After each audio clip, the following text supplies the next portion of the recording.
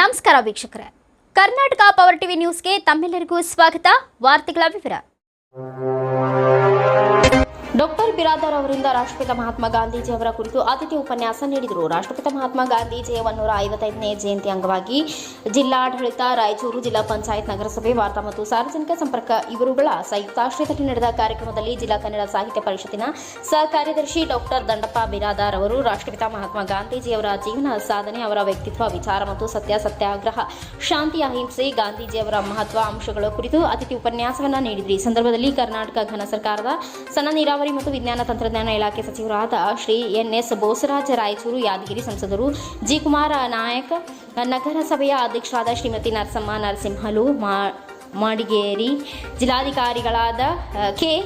ನಿತೀಶ್ ಅವರು, ಜಿಲ್ಲಾ ಪಂಚಾಯಿತಿ ಮುಖ್ಯ ಕಾರ್ಯನಿರ್ವಾಹಕ ಅಧಿಕಾರಿಗಳಾದ ರಾಹುಲ್ ತುಕಾರಾಂ ಪಾಂಡೆ, ಜಿಲ್ಲಾ ಪೊಲೀಸ್ ಅಧೀಕ್ಷಕರಾದ ಪುಟ್ಟ ಮಾಧಯ್ಯನವರು, ಅಪರ ಜಿಲ್ಲಾಧಿಕಾರಿಯಾದ ಶಿವಾನಂದ್ ಭಜಂತ್ರಿ, ನಗರಸಭೆಯ ಪೌರಾಯುಕ್ತ ಗುರುಸಿದ್ದಯ್ಯ ಹಿರೇಮಠ, ರಾಯಚೂರು ತಹಸೀಲ್ದಾರ್ ಸುರೇಶ್ ವರ್ಮಾ, ಜಿಲ್ಲಾ ಲೋಕ ಶಿಕ್ಷಣ ಸಮಿತಿ ಅಧಿಕಾರಿಯಾದ ಜಿ. ಮಲ್ಲಿಕಾರ್ಜುನ್, ವಾರ್ತಾ ಮತ್ತು ಸಂಪರ್ಕ ಸಾರ್ವಜನಿಕ ಇಲಾಖೆ ಲಿಂಗರಾಜ ಸುರೇಶ್ ಗೌಡ್ರು ಸೇರಿದಂತೆ ಅನೇಕರು ಉಪಸ್ಥಿತರಿದ್ದರು. 1969 ಅಕ್ಟೋಬರ್ 2 ಗುಜರಾತಿನ ಪೋರಬಂದರದಲ್ಲಿ ಪುತ್ಲಿಬಾಯಿಯ ಉದರದಿಂದ ಒಂದು ಮಗು ಈ ಭೂಲೋಕಕ್ಕೆ ಬಂತು.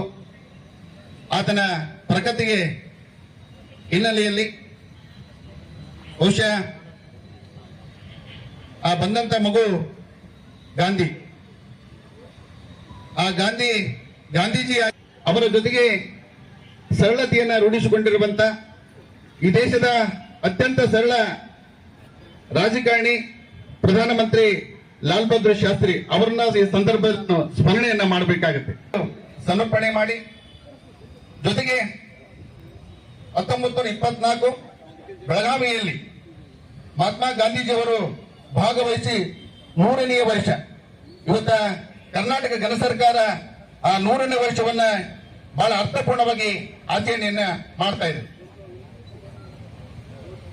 ಗಾಂಧೀಜಿ ಎಂದರೆ ನಮ್ಮೆಲ್ಲರಿಗೆ ನಿಲ್ಲುವುದು ಮುಗುಳು ನಗೆಯ, ಸತ್ಯಕ್ಕೆ ಸದಾ ಕೈ ಎತ್ತಿರುವಂತ, ಅಹಿಂಸೆಯನ್ನೇ ಮೃದುವಾಗಿ ಸ್ವೀಕರಿಸಿ ಮಾನವನ ಧರ್ಮದ ಪ್ರತಿಷ್ಠಾಪನೆಗೆ ಹೋರಾಡಿದಂತ ಮಾನವ ವ್ಯಕ್ತಿ.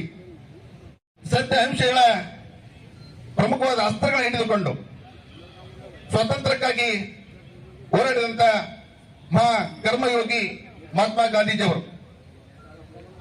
ಜೊತೆಗೆ ಅವರು ಇಂಗ್ಲೆಂಡ್ಗೆ ಹೋಗಿ ಬ್ಯಾರಿಸ್ಟರ್ ಪದವಿಯನ್ನ ಪಡೆದ ನಂತರ ಭಾರತಕ್ಕೆ ಹಿಂತಿರುಗುತ್ತಾರೆ.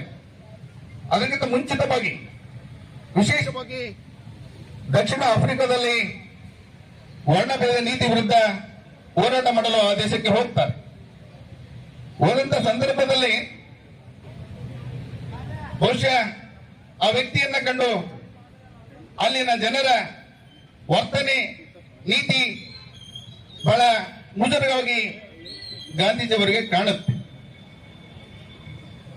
ಅವರು ವಿಚಾರ ಮಾಡ್ತಾರೆ, ಈ ದೇಶದಲ್ಲಿ ಪರಿಸ್ಥಿತಿ ಹಿಂಗಾದ್ರೆ ನನ್ನ ದೇಶದ ಪರಿಸ್ಥಿತಿ ಏನು?